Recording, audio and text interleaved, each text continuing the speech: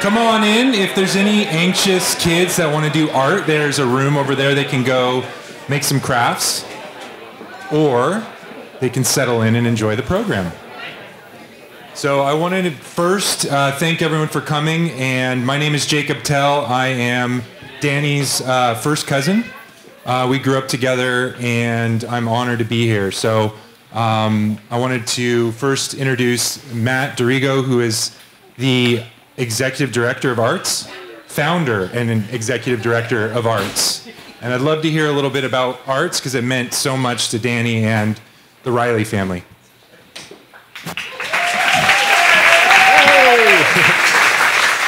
Well, welcome everyone. There's a lot of love in this room. I guess for me to tell a personal story of why arts is here and why it exists is when I was 19, same age as Danny, I was a freshman in college studying art, and both my mom and my sister were both diagnosed with cancer at the same time. And unfortunately, my mom passed away, but my sister recovered. But I took that year off and stayed at home, and every day I'd go up to my bedroom, close the door, put on the Grateful Dead, and paint. And it was my escape, and it was my therapy. And one day, towards the end of my mom's illness, it just struck me that if it worked for me, that I knew it would work for other kids like me, who are artistic and creative, who needed just an escape from whatever they were going through. And so I did a little mission statement and business plan, and then I tucked it away. And then 16 years ago is when I was finally at a place in my life when I was ready to launch it. And so it started an outreach program going to hospitals and homeless shelters and domestic violence shelters, working with youth who are going through various challenges, bringing art and music and then about 2007, we opened up our first art center, which was in a different location. And it was around that time that Frank and Maggie. And when we opened up that art center, we had all these different naming opportunities.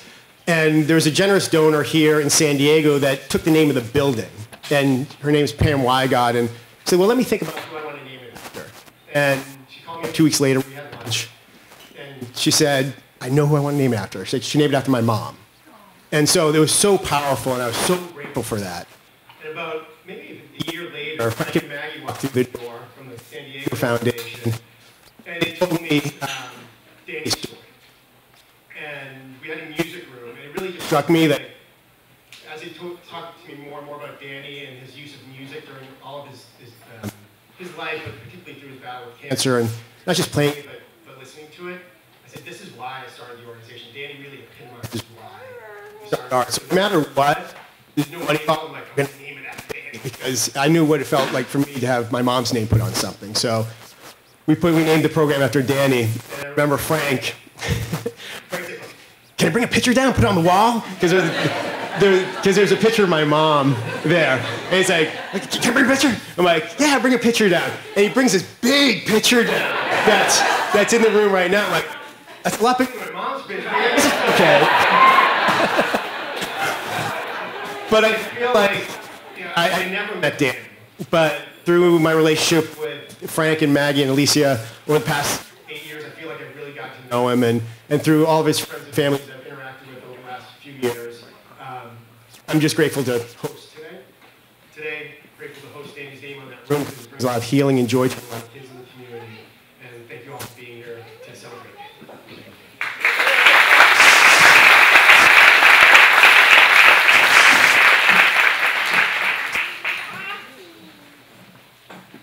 All right.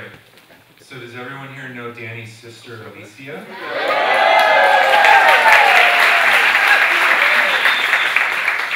So we were asked to co-MC, so I said, you have to come up while I do my introduction, and I'll stay up here for yours.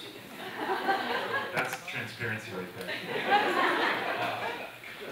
So I didn't really prepare anything, to be honest. I just sort of had sketched down 3 words, and I wanted to talk about Danny. And I think one of the things that I'm going to start with is just gratitude, and the fact that I'm grateful to be here.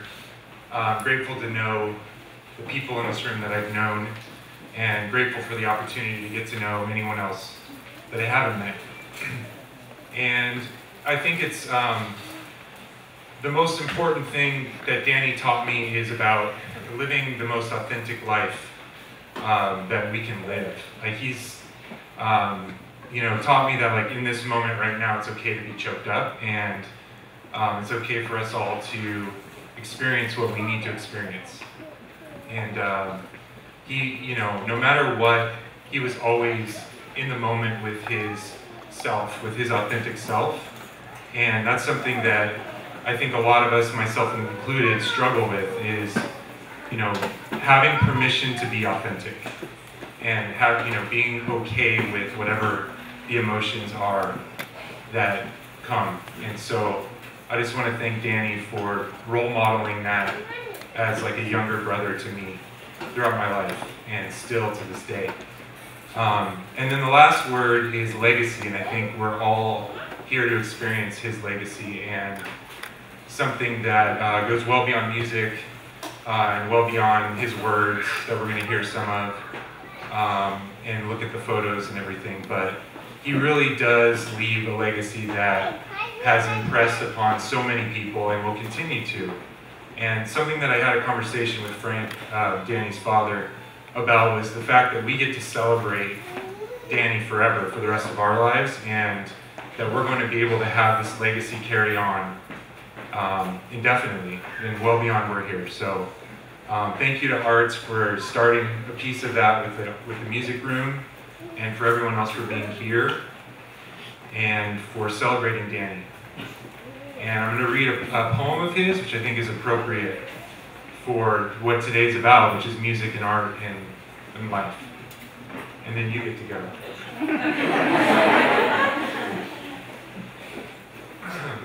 All right, saw a song is what he called it. An error occurring in my mind, I saw a song and built a time. When music squeezed hearts and notes pierced thoughts, it felt as though it was all right. World fulfilled with realized might, honesty between you and me, I saw something I'd never seen.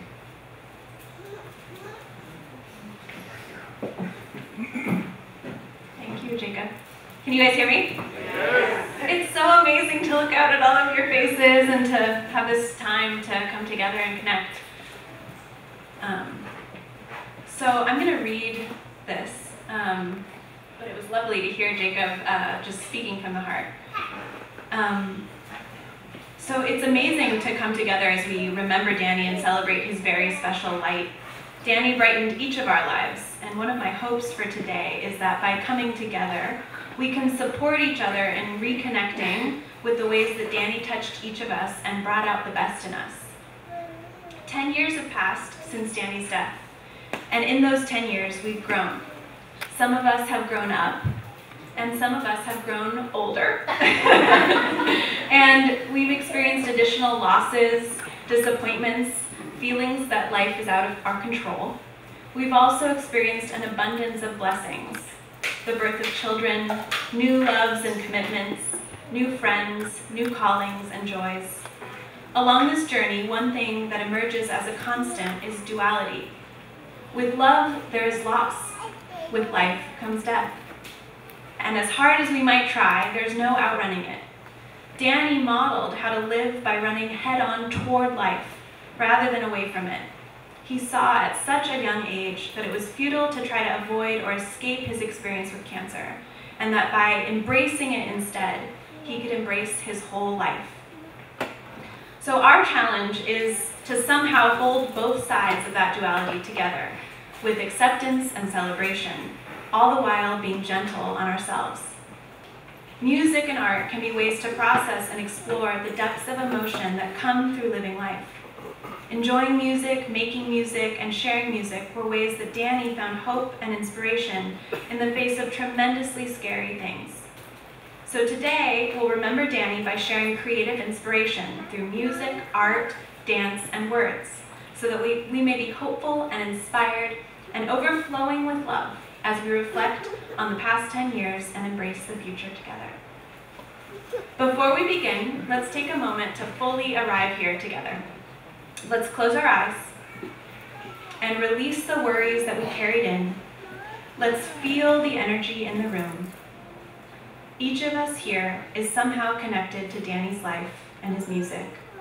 We're connected to each other in a web of love and loss and inspiration. So we're safe here to be just as we are, whether that is emotional or distant, heavy or playful. It's all good here today. Okay, thank you so much for being here, and let's get started. I'd like to invite up my dad, Frank Riley, to welcome you and introduce our first piece.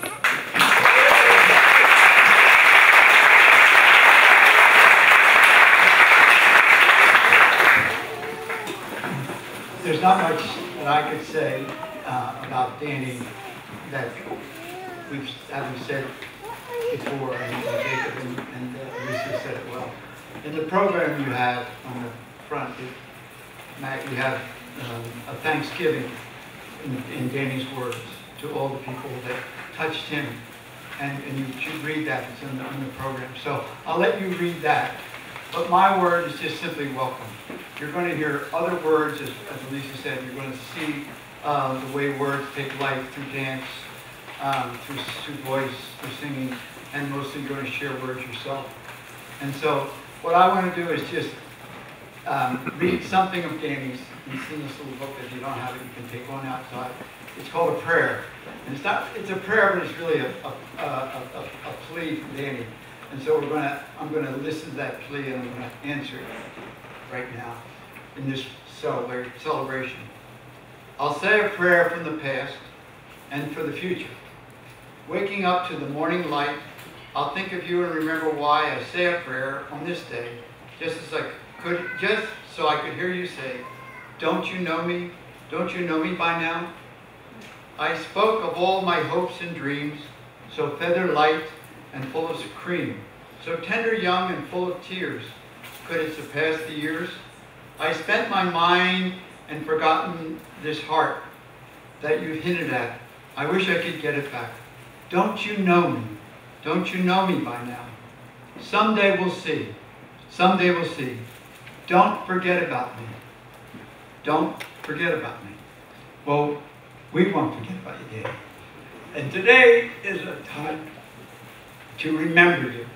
We will always remember you. We won't forget you. We will celebrate you as we celebrate you today. People, your friends and family who knew you, and the new friends and family and who have come to know of you. So let's not forget about Danny and all the loves and losses of our life, and celebrate with music, with the joy of food and a couple of nips there and now and each other's support. Thank you.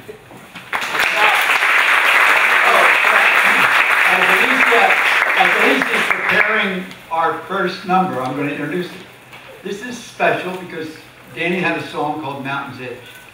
And I'm not a dancer myself, but I appreciate dance. And I've always wanted to see what it would be like to have some interpretive dance to this song.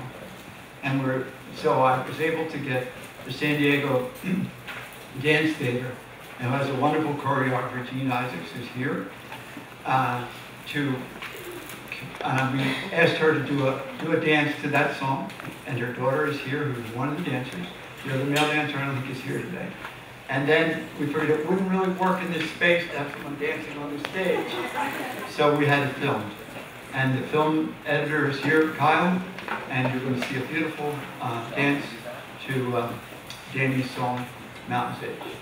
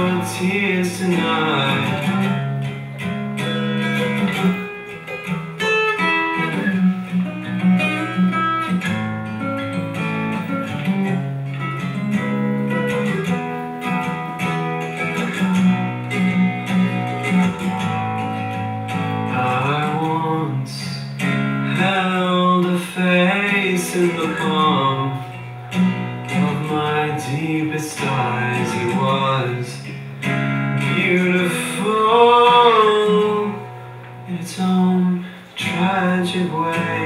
You were caught up in a lengthy maze of choices that were not yours entirely to make. And just when you thought I was leaving you down there, I gathered you up, wrapped you tight in my care. And just when you thought I was